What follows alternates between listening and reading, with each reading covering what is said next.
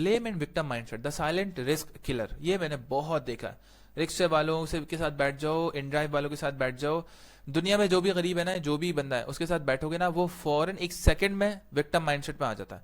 उससे बोलो कि हाँ यार क्या चल रहा है जिंदगी में, और आप क्या क्या करते हैं, आपकी ज़िंदगी में क्या क्या है, आप ये सर आप ये गाड़ी कैसे चला रहे हैं, वो फ़ौरन रोना शुरू कर देता है कि सर मेरी तो ज़िंदगी बहुत अच्छी थी, बस ये ख़राब हो गया वो ख़राब हो गया। वो शुक्रगुजारी नहीं करता।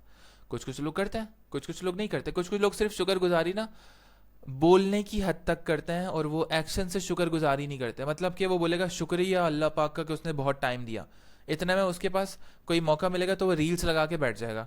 अपनी राइड पे जा रहा है, रील्स देख रहा है बैठ के, राइड पे जा रहा है, उसी चीज़ की नाशुक्री करने लग जाएगा जो चीज़ उसको मिल रही होती है। तो वर्ड्स में कुछ और, एक्शंस में कुछ और, दो चीज़ें अगर अलाइन नहीं है तो आपको रिस्क फिर नहीं मिलेगा। ये मत बोलना कि मैं तो शुक्र कर रहा हूँ लेकिन मुझे रिस्क क्यों नहीं मिल रहा।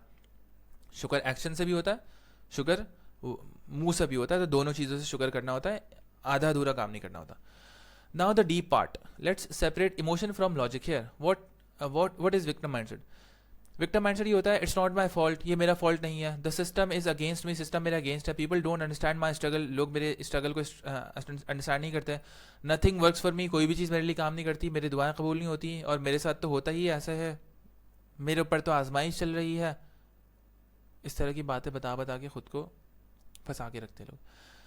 That mindset shuts down 3 levers of risk, ये माइंडसेट आपका 3 लीवर्स जो होते हैं रिस्क के, उसको शट डाउन कर देता है। इट डिस्ट्रॉयज रिस्पॉन्सिबिलिटी, रिस्पॉन्सिबिलिटी को डिस्ट्रॉय कर देता है कि आप जिम्मेदारी नहीं लेते। फिर you stop taking ownership, no ownership, ownership नहीं लोगे तो लर्निंग नहीं करोगे, लर्निंग नहीं करोगे तो ग्रोथ नहीं होगी, ग्रोथ नहीं होगी तो नई अपॉर्चुनिटीज़ नहीं होंगी। जहाँ पे अल्लाह पाक ने आपके लिए रिस्क लिखा हुआ होगा कि भाई अरबिक सीख लेगा तो इसकी ये मार्केट खुल जाएगी, स्कूल सीख लेगा तो ये मार्केट खुल जाएगी, वीडियो एडिटिंग सीख लेगा तो ये खुल जाएगा, बिडिंग सीख लेगा तो ये खुल जाएगा, आप कुछ भी नहीं करोगे। आप बोलोगे नहीं ये तो मेरे कंट्रोल में नहीं है, अल्लाह पाक ने मुझे गरीब रखना था तो गरीब ही रखा हुआ है। लॉजिकल फ्लो क्या होता है? No ownership, no learning, same behaviour, same results, risk stagnates, risk आपका रुक जाएगा, अटक जाएगा। Example, freelancer blames the algorithm, freelancer algorithm को ब्लेम करके भाई अपवर्क खराब है, जॉब्स नहीं है, जॉब्स पे बहुत कंपटीशन होता है। अपनी अपनी अकाउंटेबिलिटी नहीं ले रहे कि भाई हम सही से काम नहीं कर रहे हैं, लेकिन सिस्टम को ब्लेम कर रहे हैं। Does not improve portfolio, portfolio improve नहीं करते हैं, इनको काम नहीं आता, और उनको फिर ये करने से क्लाइंट नहीं मिलता, वो रिस्क के दरवाजे अपने बंद कर देते हैं। No destiny, just mental laziness disguised as injustice, जो उनको लगता है कि नाइंसाफ़ी नाइंसाफ़ी उनके साथ हो रही है, और मेंटल लेजीनेस उनकी भेस बदल बदल कर आ रही होती है, डिस्गाइज होती है एज इनजस्टिस, कि भाई तेरे साथ तो नाइंसाफ़ी है, तो कुछ भी नहीं कर सकता, नहीं कर। नंबर 2 पे क्या होता है? It kills creativity and problem solving, आपकी क्रिएटिविटी प्रॉब्लम सॉल्विंग मर जाती है।